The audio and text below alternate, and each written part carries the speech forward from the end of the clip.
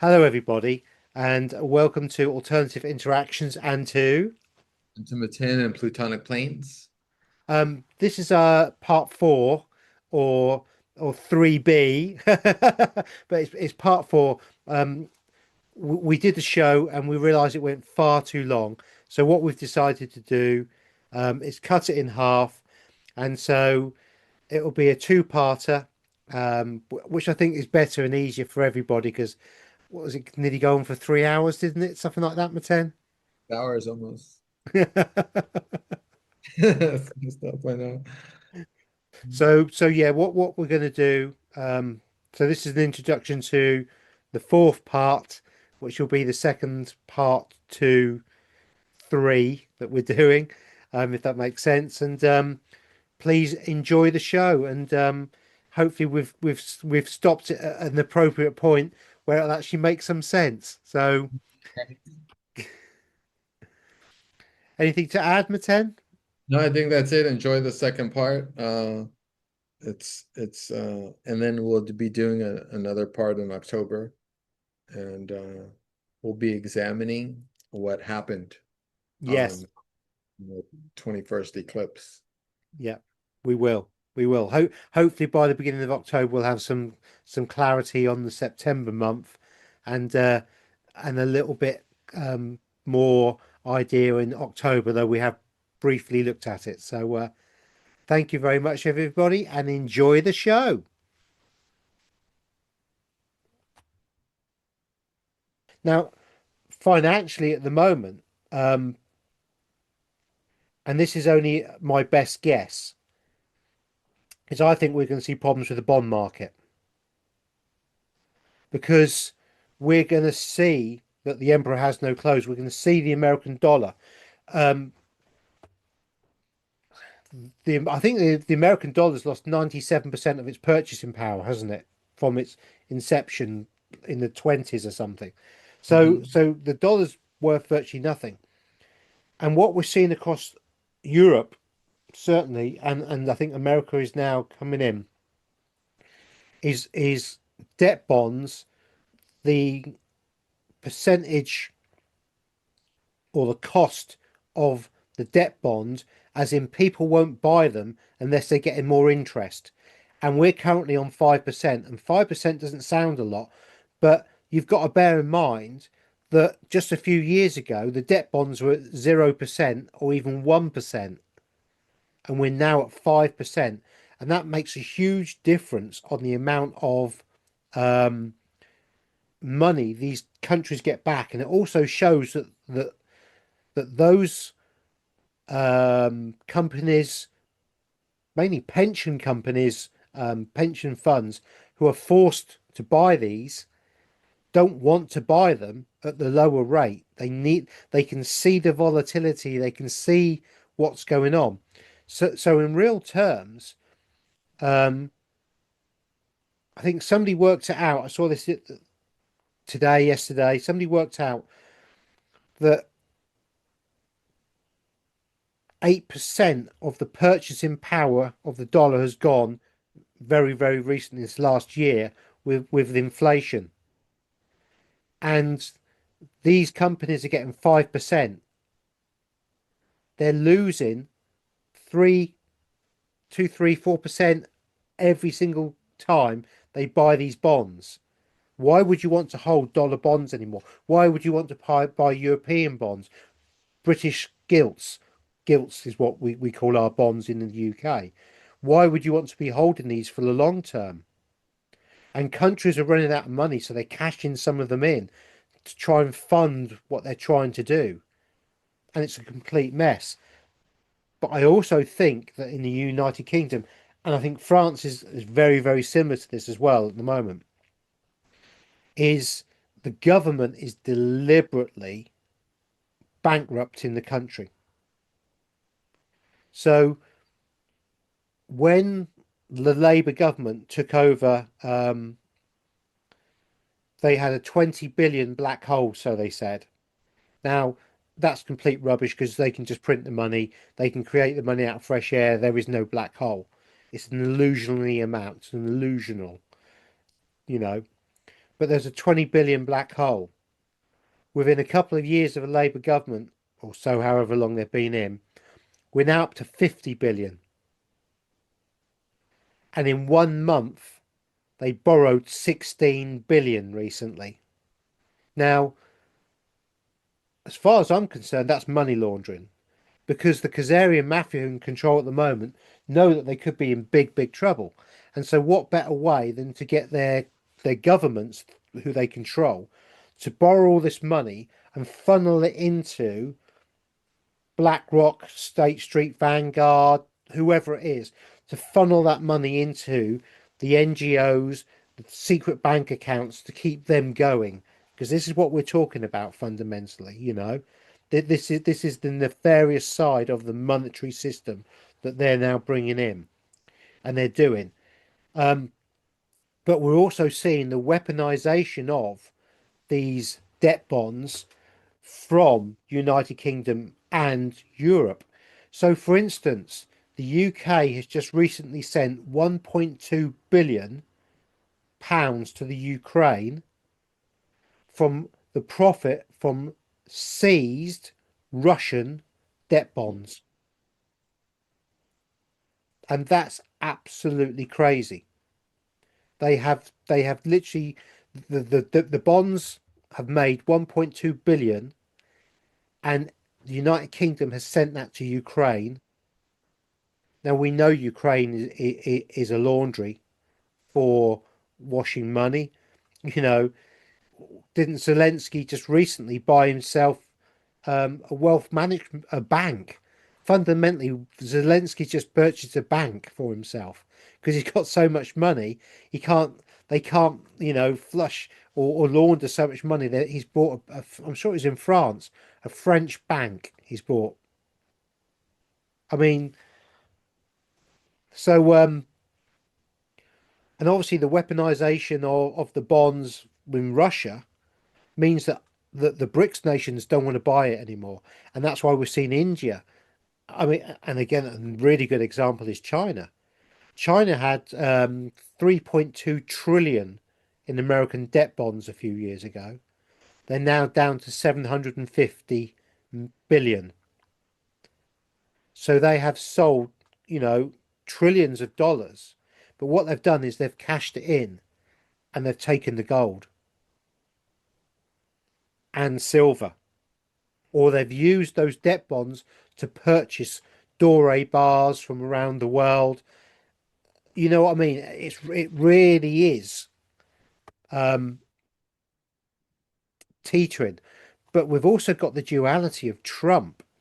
Now, Trump knows the dollar's in trouble, and Trump doesn't want to, in my opinion, Trump does not want to be the reserve currency anymore because he needs a weaker dollar so he can get the manufacturing going so he can build out of the problem.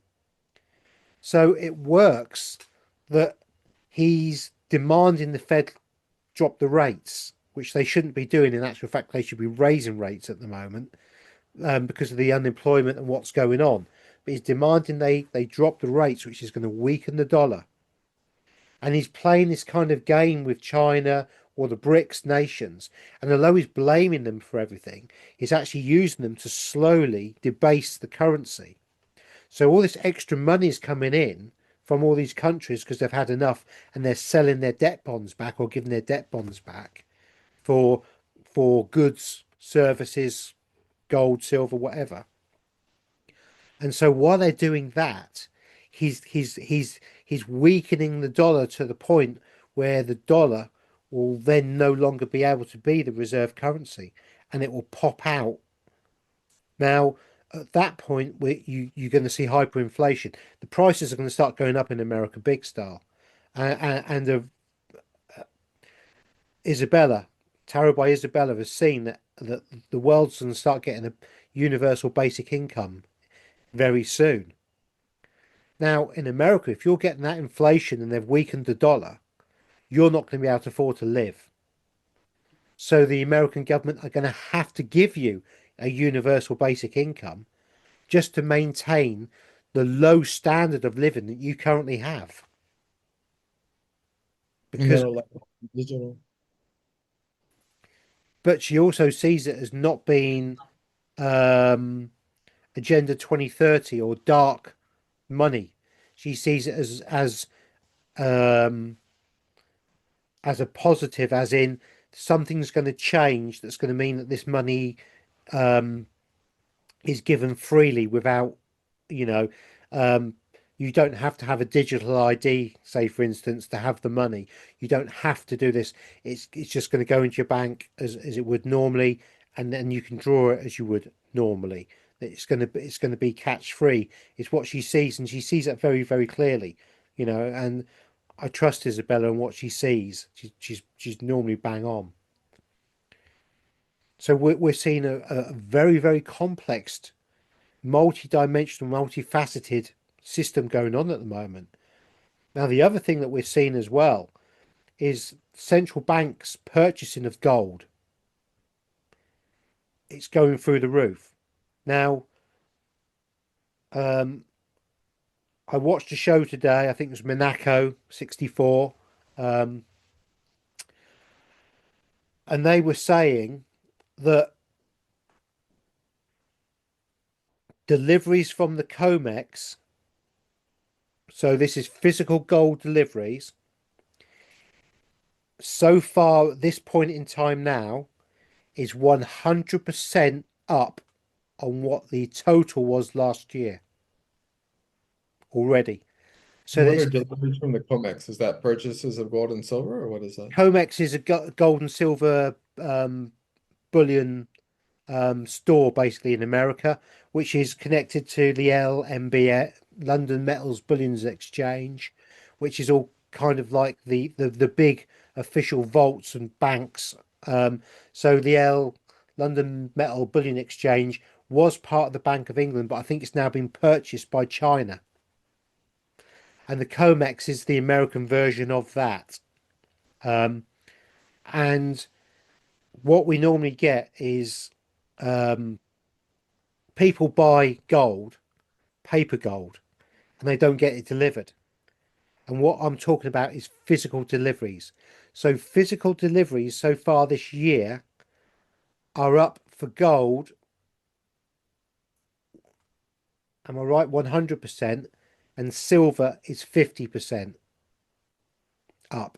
I could have got it the wrong way round. I do apologise. Could have got it the wrong way round. But either way, we've seen a massive increase in physical deliveries of gold. And the physical deliveries are going to billionaires and central banks. We've got Jeff Bezos selling billions of pounds worth of his shares. We're seeing the Apple guys selling their shares.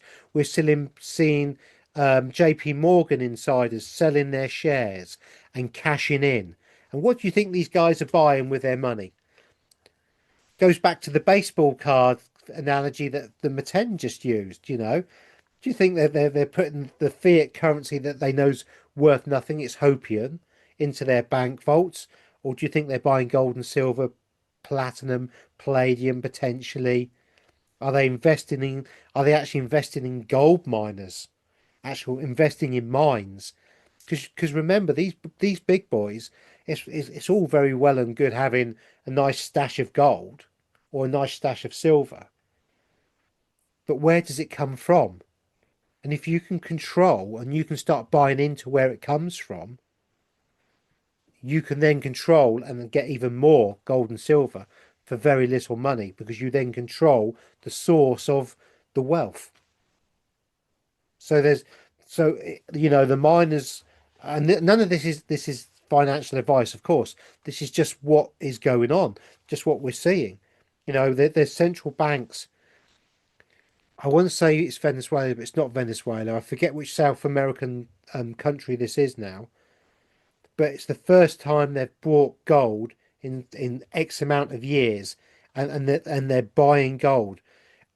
Very interesting as well in France. France is in financial crisis at the moment because Africa, and the African nations that were connected to France, have fundamentally kicked France out of their nations, removed them from their gold mines and their rare earth minerals that they were producing, and are now producing those minerals and actually buying directly from their own gold mines the gold and putting it into their own central banks. And France has lost 40% of its revenue overnight from Africa that it was stealing from Africa. So, you know, these are huge, huge changes going on, huge changes. And these energies we're talking about on the 21st and the 22nd, are we going to see people suddenly realizing what's going on with the gold and the silver? I mean, America has just reclassified silver as I want to say an essential mineral. That's not the right word, but it's not essential. It'll come to me in a minute. Yeah, yeah, it's Critical. That's the word, critical. critical. It's a critical mineral. Silver. Silver has just been classified by the American government as a critical mineral. That means America will be buying silver to physically hold and hoard because they realize if they don't have a stockpile of it and it all goes tits up, they can't make or manufacture anything. And that could be why we're seeing the silver price starting to creep up. And it is. Yeah, yeah, it is. It definitely is. And what is it? It's like not even close to its um reference to gold in terms of 1 to 15. Like it's not even close. No, no. I mean, Historical. You've mentioned this many times before. through history, and we can go back 3,000 years. And even if you want to go back to the story of Judas and Jesus, Judas got paid in a ratio to gold to silver 15 to 1, right? So 15 silver coins was the equivalent to one gold coin. And it's only in the last 100 years or so that that's changed. And we are currently around 90 to 1, maybe a little bit higher, gold to silver ratio. Now, for 3,000 years, it's been 15 to 1. We're now at 90 to 1. Doesn't make any sense. It doesn't. It doesn't. Silver comes out of the ground at 7 to 1 to gold. We have been 5 million ounces short of silver for the last 4 years to what's needed for manufacturing that's declared, let alone the industrial war complex that's opaque and no one knows what they use. And this is the shorts that the banks hold. So JP Morgan, HSBC, Citibank, other big banks, bullion banks, hold massive shorts of silver that they claim they have. And they'll sell you the paper derivative of that. But what's happening is the paper that they're selling, like on the Comex and such like, people are getting delivery. And they're scrabbling around because they don't physically have enough silver or gold at the moment. Trump's tariffed gold bars. He said he's going to do an executive order to untariff them. He never did the executive order. He was going to do an executive order in order to what? Untariff gold bars, bullion bars, Ah, but he didn't do it. And so no one's sending gold around or back to America because they don't know if it's going to be tariffed. And also they know that once America gets the gold, they ain't going to send it back because why would they? possession's 9/10 of the law. America wants as much gold as they can physically get hold of because when some Well, they're form of not going to send it back. You mean they're not once they get it? no, Okay, because America's going to keep whatever they got. right, So if you were a bullion bank and you and say based in Europe, in Switzerland, and you were going and you thought, well, they want X amount of gold, Well, if I send that gold to them, am I going to get tariffed on it? Will I get that money? And then once the America's got that gold, am I going to get it back? Because what happens, this is the crazy one, right? When banks get audited, they don't have the gold or the silver.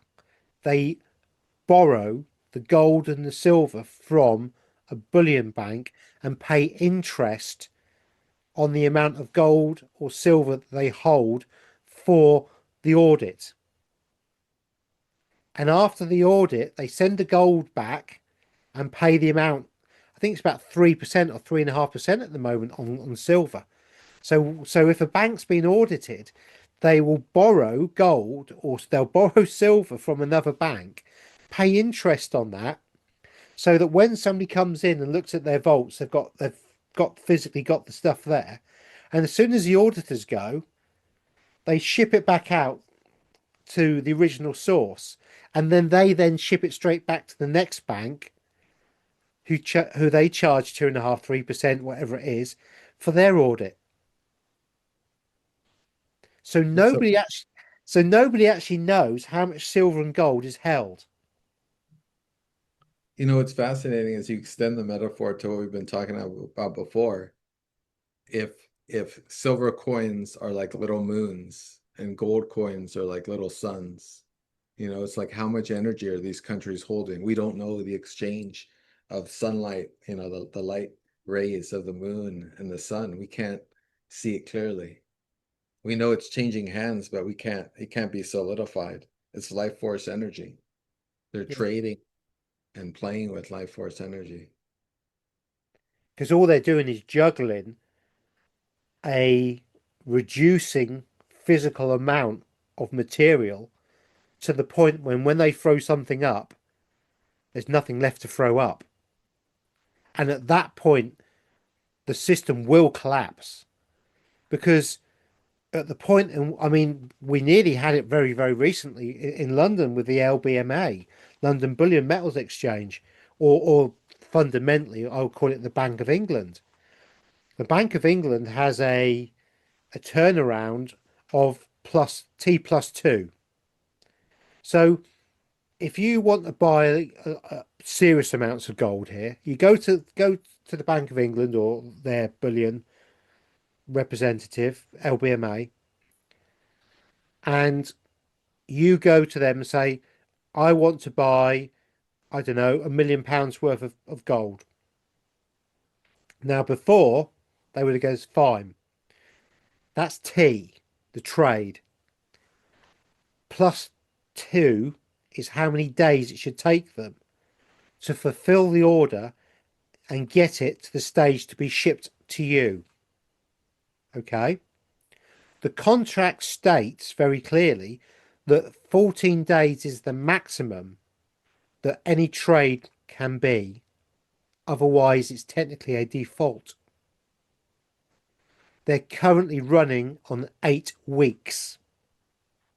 So if you buy £1 million worth of gold now, you'd have to wait 8 weeks for it to be delivered to you. Wow. Not 2 days that it should be, not 14 days, which is the maximum, 8 weeks. Now that tells me they don't have any. Well, that tells me they're having to beg and borrow, smelt stuff down into bars, because what we're talking about is the big bars here fundamentally. They're having to smelt bars down, beg, borrow, steal, and move it over. But at which point, who owns the gold? Because the gold has been purchased by the paper derivative market many, many times over. And so one piece of gold, you could have 5 different banks have a claim on that same one piece of gold. And those 5 different banks have sold that gold 50 times over. Are they going to be able to do this anymore after a new financial system? I mean, that's all they know how to do. No, no, because in 1971, when Tricky Dicky, um, what's his name? I only remember him as Tricky Dicky Nixon. There we go.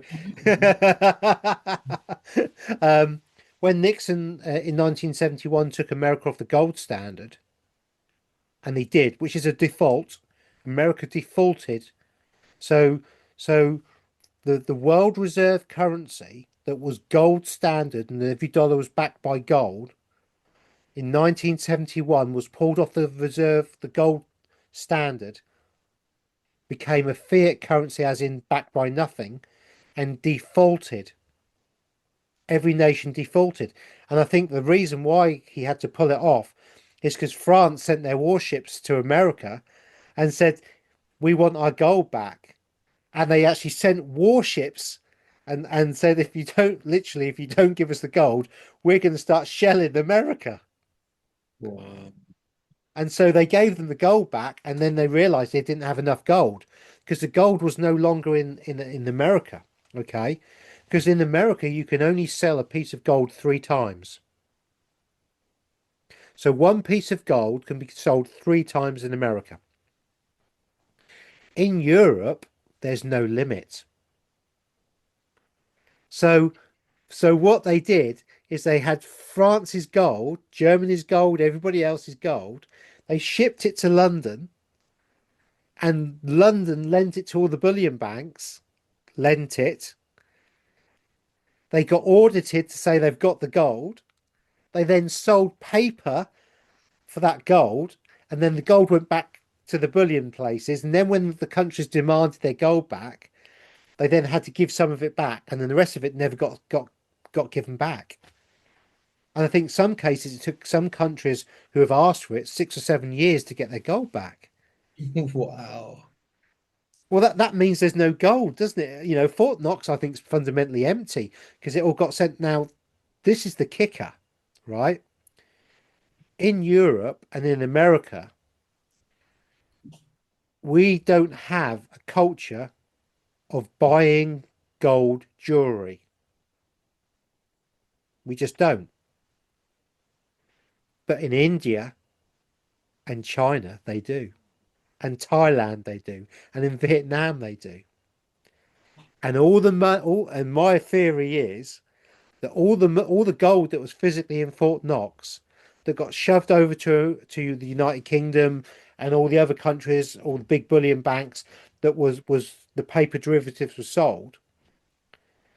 Small amounts of that, and it only needed to be small amounts, was physically withdrawn, delivered, and turned into jewelry, which was sold to India and all these countries.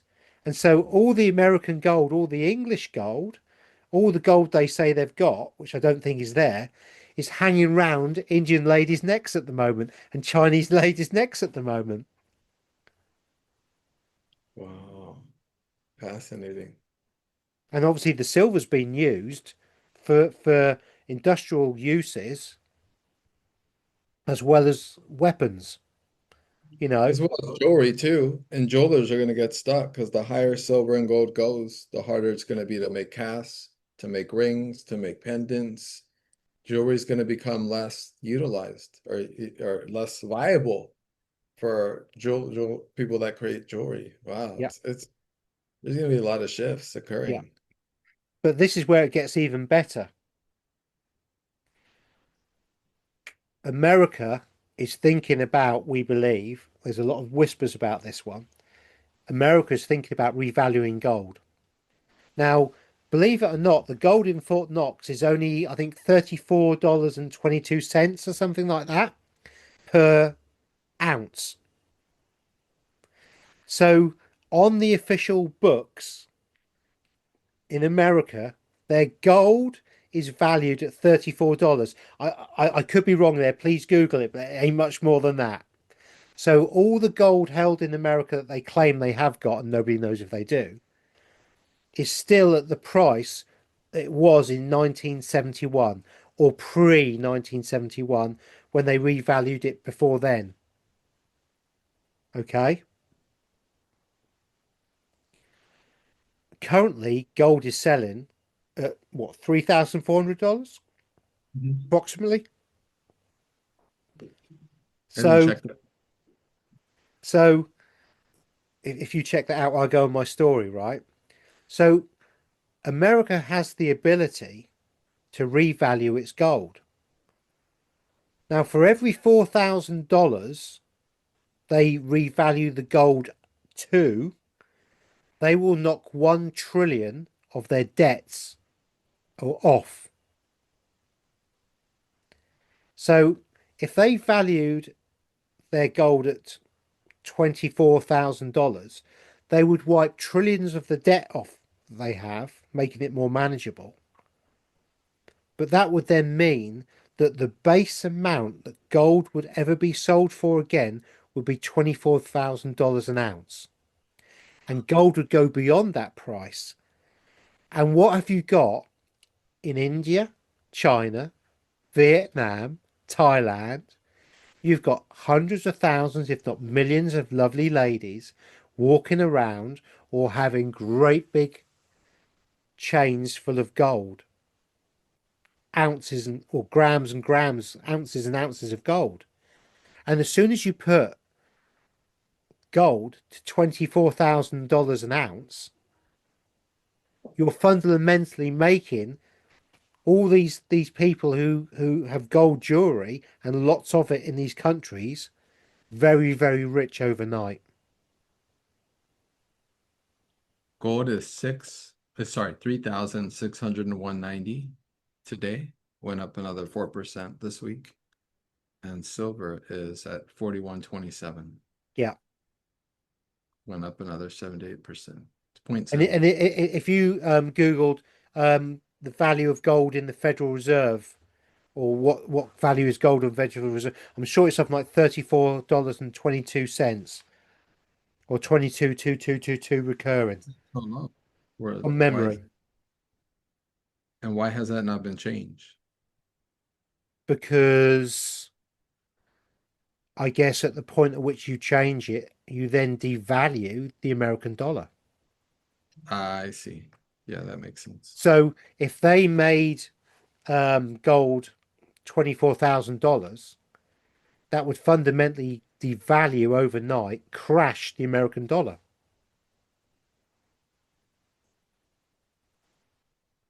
And then wouldn't they just print more money? which creates more hyperinflation. Right, right. And is So, that inflation? Does that create stagflation ultimately? well, what Donald Trump's trying to get business and in industry back in. So if you had industry actually ready to go and start running, you would then be able to produce manufacture goods and sell them to the rest of the world at a very competitive price because of the weakness of the dollar, because of the inflation. But that then means that everybody in America is in trouble financially. And that also means that everybody in Europe is, because the European currencies are based on that, derivatives of the dollar.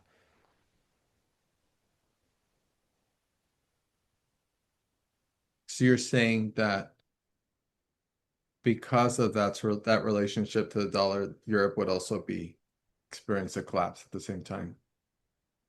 Would this mean all the other nations as well, like South America, Australia, Well, Haiti, this is where the BRICS nations come in, isn't it? Because right? only the G8 or G7 countries would be affected by this, because they can only trade amongst themselves.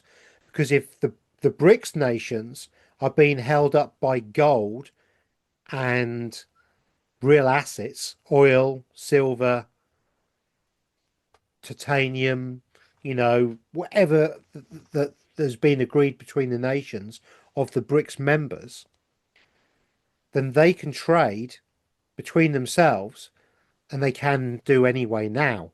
But they've also allowed it that any country that's even not a BRICS nation, bar the G7, G8 countries, can trade within the BRICS nations as long as they use gold or silver or oil as payment, fundamentally.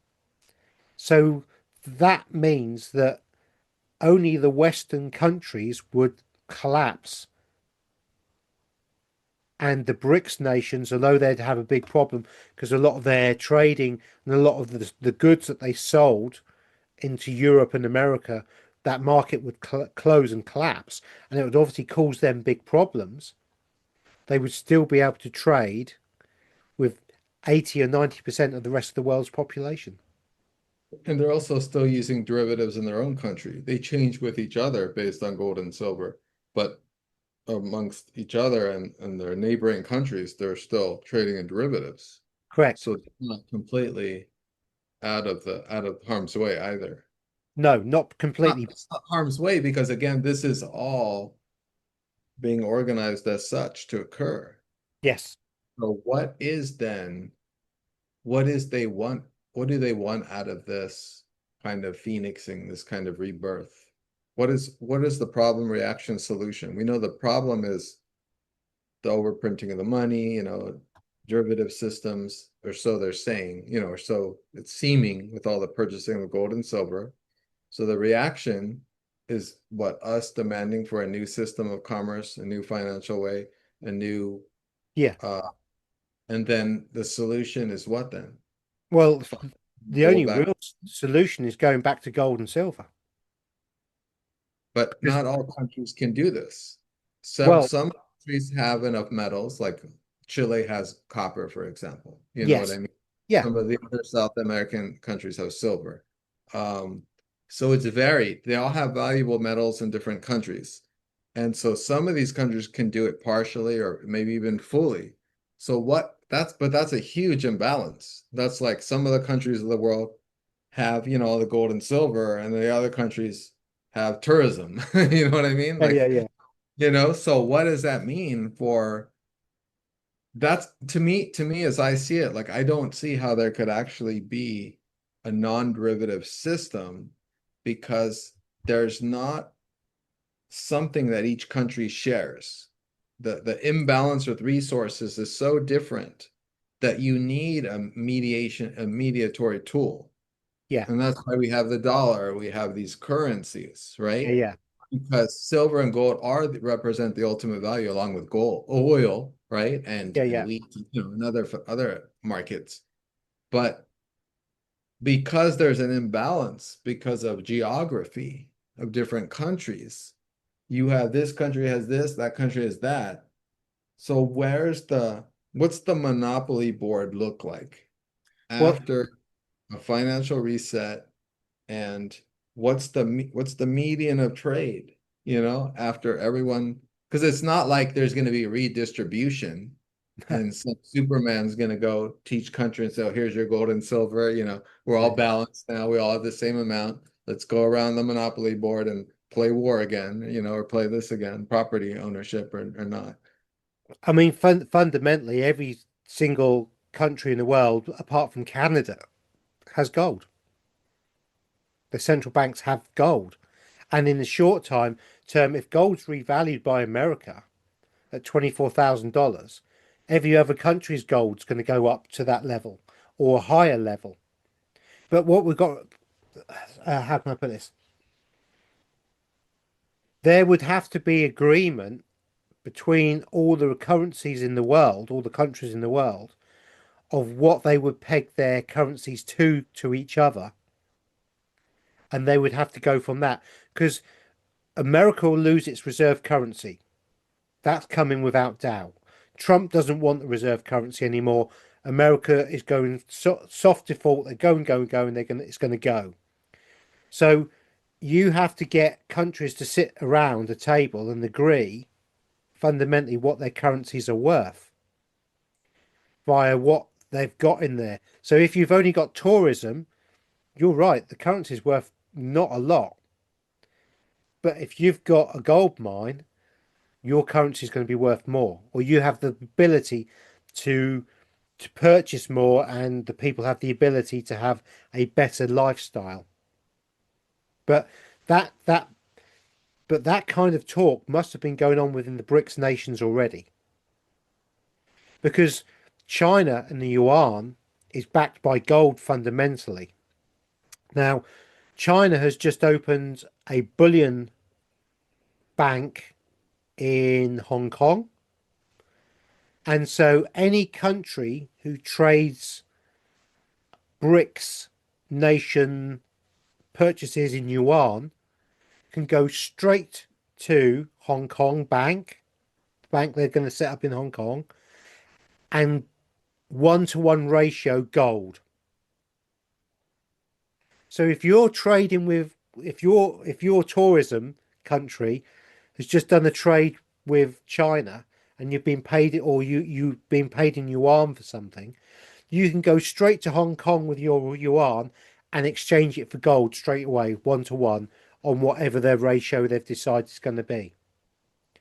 But what China's also doing is they're about to open a bank in Saudi Arabia that's a bullion bank, which will be 1-to-1 with yuan, obviously the ratio that they set. So that means that China can go to Saudi Arabia and purchase as much oil as they want. Saudi Arabia will give it to them, and they're going to get paid in gold. Why do you need dollars anymore? Let's look now when you're ready at the November or no, October 20 October. Yeah. moon chart and see if there's any connection Yeah, with yeah. what's See if we occurring. can see some kind of planetary or some kind of alignment thing that's I can't see with my red glasses when I go to this. Mm. vanity over function, I would say, my friend. Oh, also the light. It's also I'm pulling in the frequency of the sun and Mars, right? With the red light. So it's my red light therapy for today. Okay. Very nice too. It's fine. November. Oh, October new moon.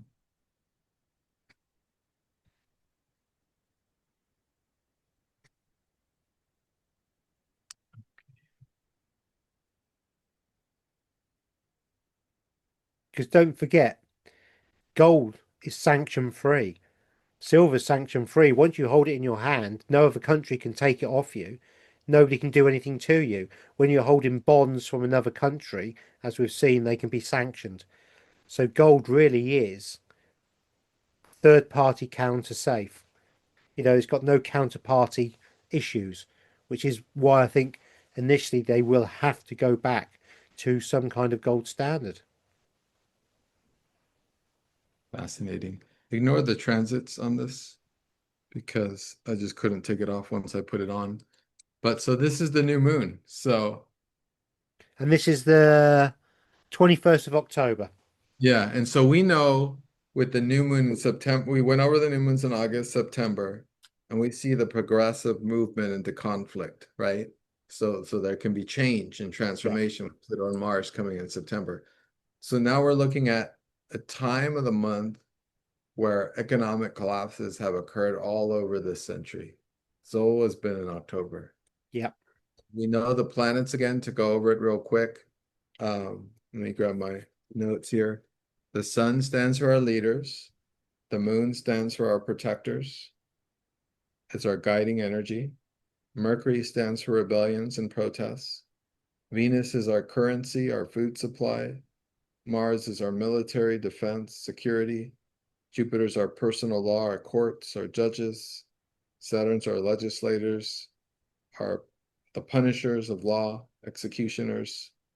Uranus is the revolutionaries, the innovators, the inventors.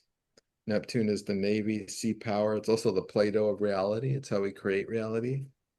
And Pluto is the reformers, transformers, and destroyers of society and humans. It symbolizes death. And we've seen some symbolism of death here. So the outer planets are not going to be moved very far. But here now in October for this new moon, we see Saturn's in Pisces now.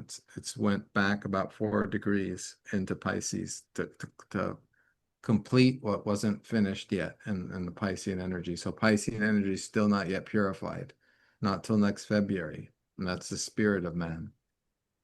Neptune is right there at the 0 degrees. So it's not in any particular plan of action. It's absent of degree. It's zero. So it's neither really Pisces nor Aries. And so it's kind of in this liminal zone. And then we see that Mars is conjunct Mercury exactly. So what a symbol for rebellion right there, with Mars being our need to make boundaries, our needs to direct our will, and right there next to Mercury, the emissary of the sun. So the message here, and that is an actual, it is in trine to Saturn. It's it's not that close, but it's building up towards an exact trine with Saturn. So it'll be entering reality. That'll be integrated into reality, that rebellion. So there's still a rebellion theme going here. Mars is still in Scorpio. And this new moon is occurring at 0 degrees Scorpio. And as me and Gary have been talking, Leo was the period of the summer. It's the period of the sun. It's masculine.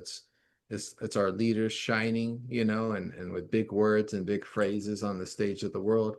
Virgo's power returned to the people. And then Mars went into Libra, which is standing up for its rights, protests. And then as it goes into Scorpio, it's getting deeper into what can I trust? What's the truth? What's the nature of reality here?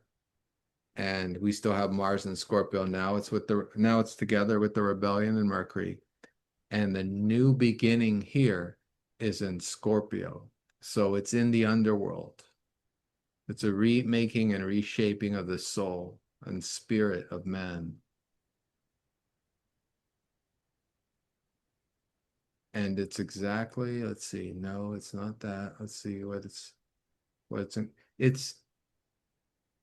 it's in opposition to Taurus 0 degrees. So not quite, and it's, not quite affecting that. It's almost in square to Jupiter. Jupiter has a applying square to this point of the new moon. So Jupiter is going to expand this investigation into the soul, spiritual nature of man under these changes. So it's going to be examined, and all that's not authentic, as usual, will be destroyed as Pluto and Mars are ruling this particular new moon. So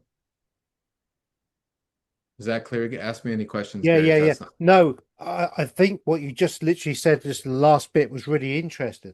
You said that everything that's not authentic be destroyed.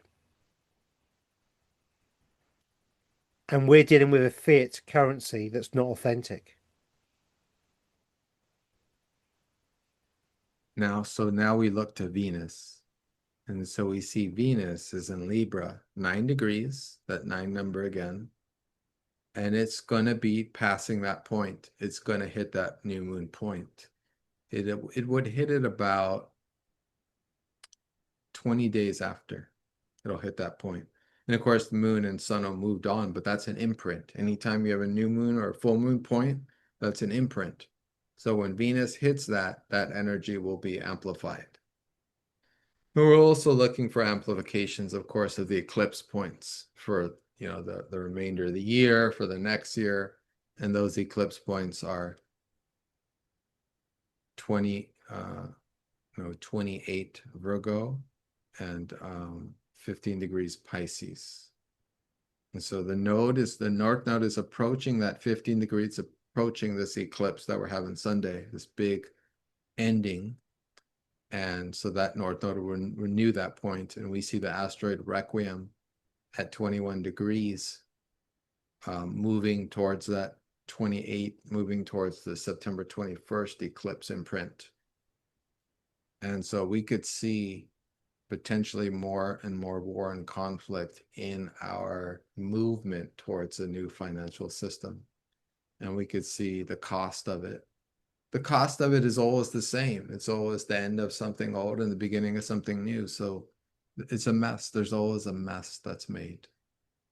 And so there could be political deaths. There could be, induced other types of death. And it could be a time of struggle.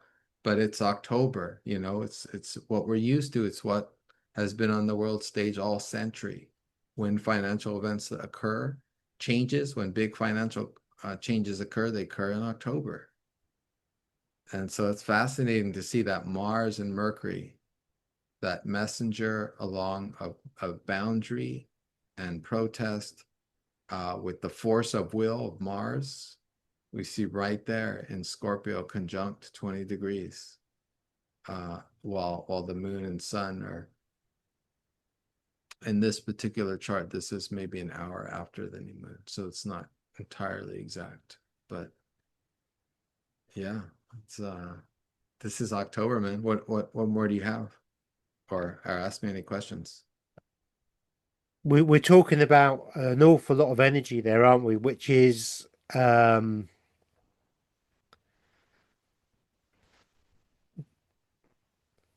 looking at a bit of chaos, really, aren't we? In a kind of is a bit of a, how can I put it? If we're going to get some kind of, previously when we've had collapses, or like in 2008 when we had the collapse and everything else, right? I'm gonna turn my screen off just for a minute. I'm Yeah, gonna do yeah, some cool. real quick Yeah, yeah, notes. So give me a second. yeah. 2008 we've had like probably the biggest last collapse. Um, I think these dates were manufactured and contrived by the Khazarian mafia that controls the finances.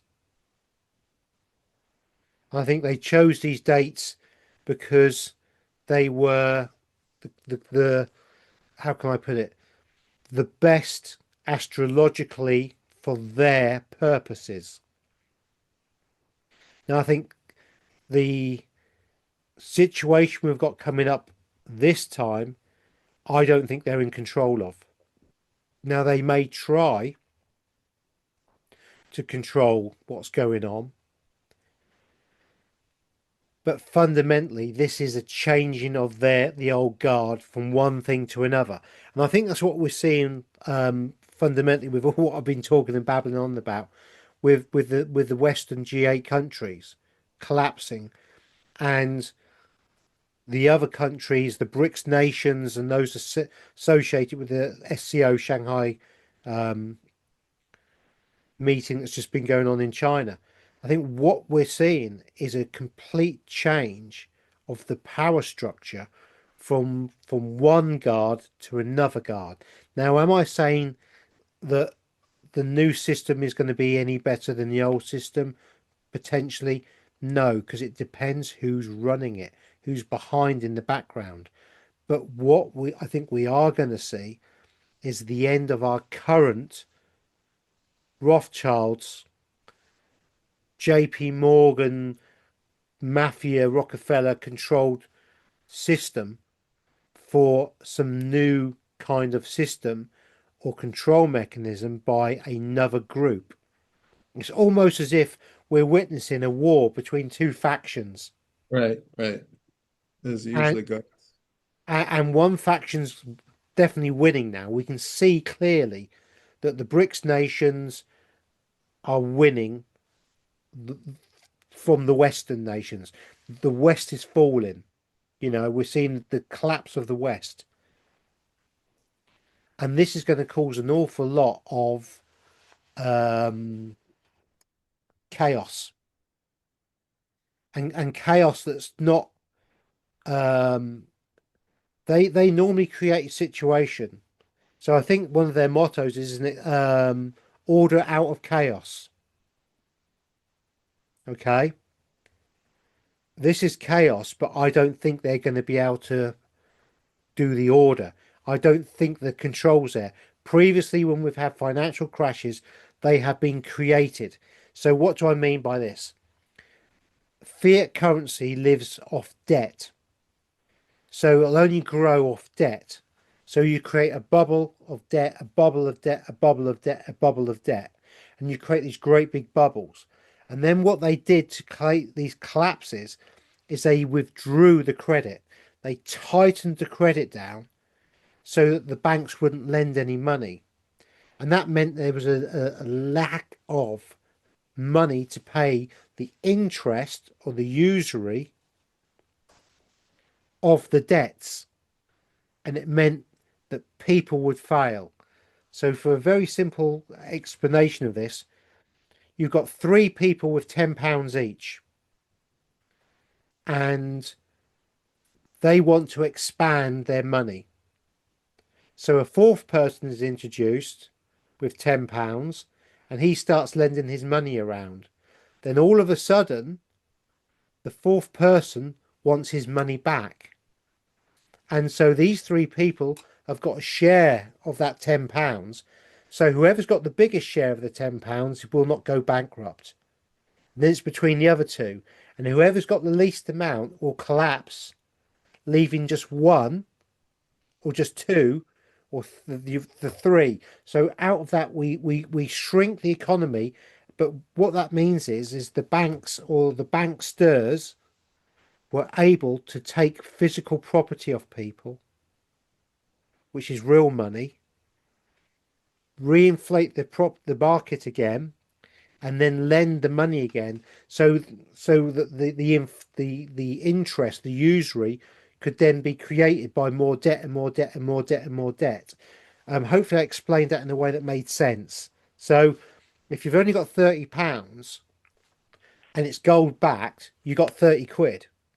There's no usury; it's what it is.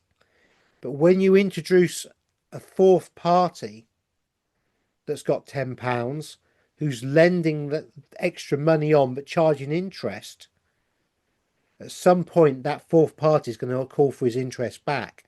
And out of those three people with the original £30, one of those is guaranteed to collapse, if not two of them, leaving only the bank and whoever's the strongest left. And they will then draw that money in, and then they'll create another bubble. And at the moment, the stock market is a bubble on top of a bubble on top of a bubble. And at some point, that bubble is going to pop. Now, before it's been done by the banksters on purpose, this time, I don't think they're in control of it. I think they're in for the ride. And I think it's been very clear whatever they do, they can't get out of this. Because as Meten and I spoke about previously before we came on here, they often contrive wars. Because wars are very good money makers, because you get destruction from war, and from the destruction from a major war means building costs, which means nations have to borrow money, and borrowing money is debt. And so you then create that debt bubble upon debt bubble upon debt bubble. And we haven't had a war for a very, very long time. So I'm going to add into that. There's more patterns I'm seeing as I look at this chart. The first one is, if you notice, we have a grand water trine. Jupiter's in late Cancer. Mars and Mercury are in late Scorpio. And Saturn is in late Pisces, having retrograded back into Pisces. So this creates a grand water trine, which acts as a sort of like, it allows energy to happen really easily and swiftly without effort. It's like a slide. It's like you slide into something. And the players are Saturn, which gives the reality checks. What's the reality check here? What's really going on? Jupiter, which expands, and in Cancer, wants to expand protectiveness, the home, wants to take care of the home, expanding that moon energy. I want to take care of all these people or this country. We're going to take care of it, So, but also protection, let's hoard all the silver, right? Cancer would hoard silver, obviously. The moon is the ruler. And then we have Mars and Mercury in Scorpio, which is like a fixed water, which is a very powerful water sign. It's also about power. It's ruled by Pluto and Mars, so it is about the symbolic transformation of deaths of the old. So we have death, and that Jupiter, by the way, is opposing Pluto. It's moving towards an opposition with Pluto as it will apply to Leo 1 degree. It will be an exact opposition with Pluto, which is going to expand Pluto's energy And Pluto brings reformation and transformation and destruction. So this is another pivotal point of destruction of the old system. It's another layer of it. And it's literal death as well. And it's connected to it's part of a whole shift with this grand water trine, and they know about this date. I mean, Saturn's retrograding the Pisces, solidifying, and that Mars and Virgo, that Mars and Mercury could be a manipulated protest. You know what I mean? In Yeah. order to destroy whatever public places or cities need to be pushed out of the way and reformed. So it looks like, as Gary was saying, the slogan "Order out of chaos" is set with this particular grand trine right here. It looks like a nice orderly destruction. Well, it's never orderly, it's always messy, but it looks like an avenue for perfect destruction and recreation of something else. And it's very hidden. This is a very hidden chart. Sun in Scorpio, sun's in the underworld. It's not bright in the sky so we can all see like when it's in Leo. It's just taken its journey now into the underworld. The leaders are hidden, hiding and plotting and moving the puppets on the surface, on the stage of the world. And all that movement is there in the underworld with Mars and Mercury, and of course the emissary of Scorpio itself, Mars and Pluto, which is in Aquarius and stays there, causing destruction of old visions that are not authentic. And so, yeah, this is a powerful chart, man. Yeah. This carries on the themes of the new moon in September, and looks even like more intense for the next steps, the next layers of change and transformation. Yeah. I see it as a building. The energies are building and building and building, and at some point the collapse will happen because we have geopolitical issues. I mean, what is it? The AFD in Germany, and I've got to be very careful here. Um, they're seven of the political opponents to the state have unalived themselves, which is a very, very, I mean, for seven political candidates to unalive in the run up to an election or some kind of voting process is very, very unusual, I would say. And I think we're seeing a lot of this kind of skullduggery and shenanigans in Europe at the moment. And sorry, my throat's just gone then.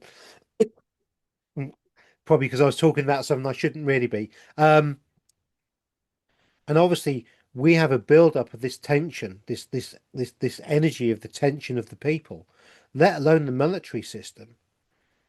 And at some point, the two are going to combine, and we're going to see some very, very interesting periods of time.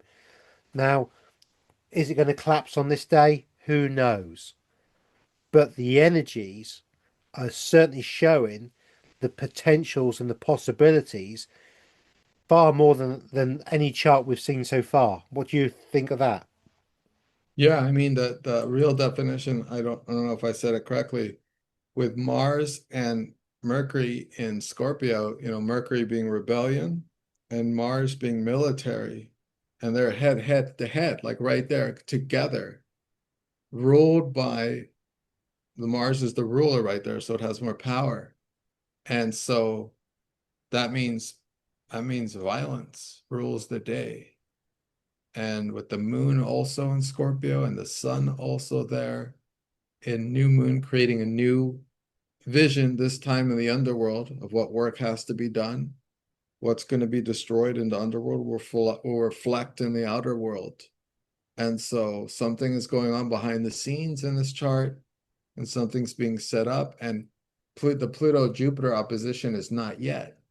It won't happen until about 6 days later. So if anything, is a week after this chart, we'll start to see the real explosions or fireworks of Yeah, what's occurring, or not see again. Like, so the leaders are hidden, a lot's hidden in Scorpio, but we may not see who's responsible, but we'll see it occurring. And then I forgot to mention our finances, that's Venus. And so Venus is in Libra, there 9 degrees, but it's not far from a recent opposition with the Aries vortex. And that signifies the establishment of a new way of the finances, because the Aries vortex is a vortex. It's the new, it is the new vision. And Venus in opposition to that means Venus has to deal with the opposition of that vortex and come into agreement with it and be transformed by it. And so it's this chart's really explanatory. It's really showing a lot. yeah, yeah. And And again, you know, this is kind of our September look at the finances and what's going on and the shenanigans and the build up of what could be. And I think the closer we get to this period, we will actually be able to see certain signs potentially, But again, a lot of this will be hidden. So on a Friday, the banks will shut, and on the Monday, they won't open again. And that's how it's going to be. Because if they're going to have any form of control, they're going to make sure that over the weekend, when the banks are shut to the people, that they remove and do as much as they can in the background before it's obvious what's going on. you say a Monday, so now I'm looking at the month of October, and a Monday would be this particular new moon is going to be on, oh, when I put it on display, I can never see the date on top. So give me a second. So this October new moon is occurring. Oh my gosh, I can't see it. Was it the 21st? 21st. Yeah, that was the 21st 21st chart, that one. Tuesday. So Monday would be the 20th. And then another Monday would be the 27th. And another Well, Monday would be the the 13th. 27th, 2 and 7, 9. Yeah, the 9, yeah. Yeah, that's possible. Who knows? Yeah, we don't really know, but there's always some numerology to throw in. Yeah, so this is all very potential for the month of October. So we're sharing this with you guys so you could see the machinations continuing to work on a new financial system and destruction of the old. Yeah. And none of us know exactly how that will look like. And again, because the most of the creation is occurring in the Aries vortex, full solidification may not even be till next spring. And even then, like a full one might not even be till 2030. Yeah. This is Yeah. all very gradual. This is all. I mean, what I need to make very clear to everybody really is if we get a financial collapse of the kind I believe we're going to see this time, the end of the old guard, there's not going to be a solution a week later, 2 weeks later, 2 months later. This could go on for 18 months, 2 years, 3 years potentially. This is going to take a long time to work its way out into a system that it really feels fluid and good, So it could be 2027 before we start to come out of what we're seeing. And 2027 seems to be a very important year on for many reasons currently. And if we go down now, it gives us that bit of time, that 12, 18 months maybe 2 years to get over this and to bring a new system in that works for everybody, and that proper, real clever people um, can work out what's going on for the best. We also have external forces coming in, I believe, that we can't conceive yet. And these external forces that look at my pendulum readings, look what I'm seeing, you know, multi-dimensional craft, what effect are they going to have? Who knows what's going on?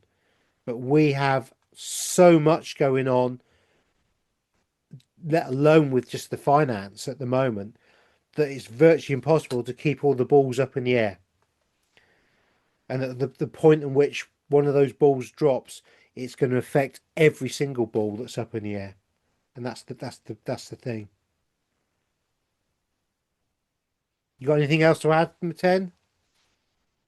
No, nothing else to add except maybe as we move on through the end of this year, just observe because none of this is like fully clear. These factions are warring with each other and attempting to create some order out of their own chaos that they're making. So it's not even exactly clear to us. But one thing that is clear is that the astrology seems to be showing that this solidification of the Aries vortex is creating a new way, and it's mirroring a new financial system that is mirroring like cryptocurrencies, gold, and silver. And if these have not been your values, it's time to relook at your value set and to have a reevaluation of it, because this is a new, it's not, these are not new things. I mean, maybe the cryptocurrency, but that's again, as Gary made clear in his older videos, those are derivatives of the moon and the sun, of gold and silver. So it's time to reevaluate how you invest, how you utilize your money, how you work, because this vision is an opportunity for us too. We're also creating our own new financial way. And that's just how we negotiate our energy. So we're creating a new way for ourselves to a new work for ourselves, new careers, new possibilities of making um, prosperity for ourselves with these derivatives of gold and silver, which is life force energy of the cosmos. And that's very powerful because that means that we're seeing things closer as they are, because we're all becoming aware of these like old systems based on derivatives and not real gold, real energy. Like these are all fraudulent old systems, not authentic representations of life force, which is what gold and silver is. So remember, they're creating their vision and we can observe it, but we've all got the Aries vortex in our chart. So there's somewhere there where we're all creating our own, honing our own vision and making it clear. So yeah, that's what I wanted to share, man. That's it. What Yeah. about you? No, no, no. I, I think we've covered the charts. I've rambled on far too much about sociological stuff, and I got you six know, hours, 6 or 7. yeah, and everybody's brains probably melted and they've gone to sleep already. So, you know, it's interesting, and for those who've got to the end, you probably had to watch it in blocks. No problem. But thank you very much for watching, everybody. Thank you, Meten, for your charts, and yeah, we'll wait and see. But September, we've got an awful lot happening, and we've got some really interesting stuff building on the 21st and 22nd for sure. And this is going to be key, so this is going to be the springboard almost to what's coming, I feel. And Gary and I will try to do another video after the fall equinox, after the eclipse, after the dust settles sometime in October, Yeah, so we can kind of relook at the October new moon and then perhaps look at some charts for November and December. yeah, November will be Mercury retrograde, so it'll be an interesting segue into what happens in December. Well, if we're in the Mercury retrograde, that could be because we're in a financial retrograde, and everything's up in the air. Who knows? We'll see. We'll see. Thank you very much, Meten. You're a star. It's been brilliant and good stuff. All right. Thanks, everyone. Thanks for watching. I'll see you guys on the next one. Bye, guys. Thank you very much. Bye, everyone.